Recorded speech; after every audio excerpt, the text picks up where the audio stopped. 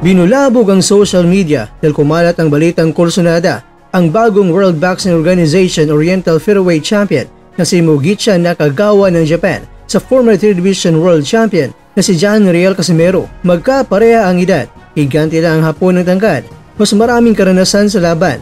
Nakarap na sina Ryu Akao at Kenya Yamashita na nakarap rin ni Casimero noon. Kung papalag si Casimero, agad WBO title ang nakataya dito at mas mapapalapit sa World Title Fight sa Featherweight Division itong si Casimero kung siya ang mananalo. Ay isa sa mga pinakaabangang sagupaan ng larangan sa boxing sa Asia ay ang posibilidad na magharap ang batikang buksingerong Pilipino na si John Riel Casimero at ang bagong WBO Oriental Featherweight Champion na si Mugicha Nakagawa ng Japan. Kapwa may angking lakas, galing at matinding motibasyon, tiyak na magiging mainit ang laban na ito hindi lamang sa Pilipinas at sa Japan kundi sa buong mundo ng boxing. Si Casimero ay kilalang matapang, palaban at may malawak na karanasan sa international stage. 3 dibisyon na ang kanyang nasakop bilang world champion, light flyweight, flyweight at bantamweight divisions. Sa kabila ng mga kontrobersiya at pagsubok sa kanyang karera, nananatili siyang isa sa pinakamatinik na boksingero mula sa Pilipinas.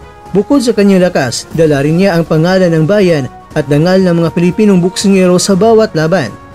Samantala, itong si Mugicha Nakagawa ay isang rising star sa Japanese boxing scene. Ang kanyang kamakailang pagkapanalo sa WBO Oriental Featherweight belt ay patunay ng kanyang kasipagan at determinasyon sa larangan ng boxing. Hindi man kasintanyag ni Casimero sa buong mundo, pero taglay ni Nakagawa ang bilis at disiplina na isang Japanese fighter, isang estilong teknikal at estratehiko. Sa kanyang momento ngayon, marami ang naniniwala na kaya niyang sumabay kahit sa mga veterano gaya ni Casimero. Kung magaganap ba ng laban ng dalawa, ito ay magiging laban ng dalawang magkaibang kultura sa boxing. Ang agresibong estilo ni Casimero, laban yan sa metikulosong diskarte ni Nakagawa, isa itong klasikong salpukan ng karanasan at momentum ng bayang palaban at disiplina ng silangan. Posibleng maging ito ang daan para sa muling pagbabalik ni Casimero sa world title contention sa Featherweight Division, habang si Nakagawa naman ay maaring gamitin itong laban para patunayan na siya ay karapat-dapat na harapin ang mas malaking pangalan sa pandaigdigang eksena. Sa promosyon naman mga kwento, malaki rin ang magiging papel ng kani-kanilang promoters. Si Casimero na ngayon hawak na ng 3150 Fight Club ng Kamida Promotions ay siguradong may suporta ng mga Japanese boxing officials at media. Ganon din si Nakagawa na likas na sinusuportahan ng lokal na komunidad ng boxing sa Japan. Kung may isa sa ayos ang laban sa Japan, posibleng mas maraming mga fans ang papanig kay Nakagawa, ngunit hindi rin matatawaran ang suporta sa ating pambato kahit pa sa ibang bansa. Sa huling mga kwento, ang posibleng laban na ito ay hindi lamang pagsubok ng lakas, bilis at estratehiya. Isa rin itong laban ng pride, karanasan at pangarap. Para kay Casimero, ito ay pagkakataon upang patunayan na hindi pa tapos ang kanyang kwento sa boxing. Para kay Nakagawa, ito ay hamon upang patunayan na handa na siyang lumaban sa mas malaking pangalan. Anuman ang kalabasan, tiyak na magiging kapanapanabik at makasaysayan ang kanilang paghaharap. Isa itong laban ng mag-iwan ng marka sa kasaysayan ng Asian boxing.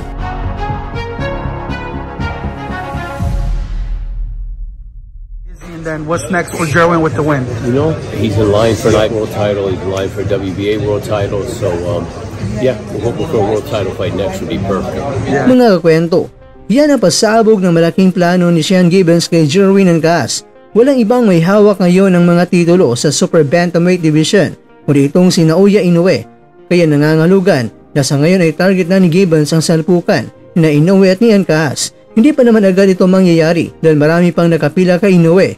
Pero ikaw kakwento, sa darating na panahon, kung magawa na ni Gibbons ang paraan para makasa ang laban, ready boy ka ba o di kaya ay sa halimaw ng Japan?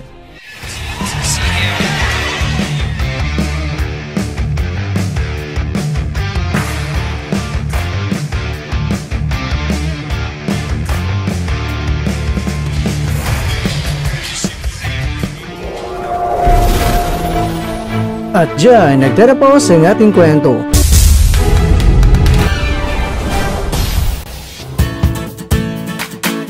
Maraming salamat mga kakwento sa inyong panonood. Pero baka naman mga kakwento ay nagustuhan niyo po ang kwento natin ngayon.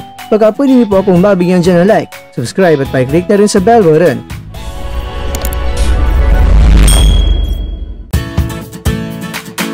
Pero bago tayo tatapos mga kwento, syempre, shoutout po muna tayo dyan sa ating mga kakwento. Kay kakwentong Elizardo Padilla, kay kakwentong Ray Bustillo, kay kakwentong Cornelio Eco, at kakwentong nanonood ngayon, shoutout sa iyo dyan. Bueno, ganito na po muna ang ating kwentuhan at abangan nyo na po ating susunod na video. At dito lang po yan sa isang channel na kung saan maaring ito'y mga kwentong di pa na kwento sa inyo.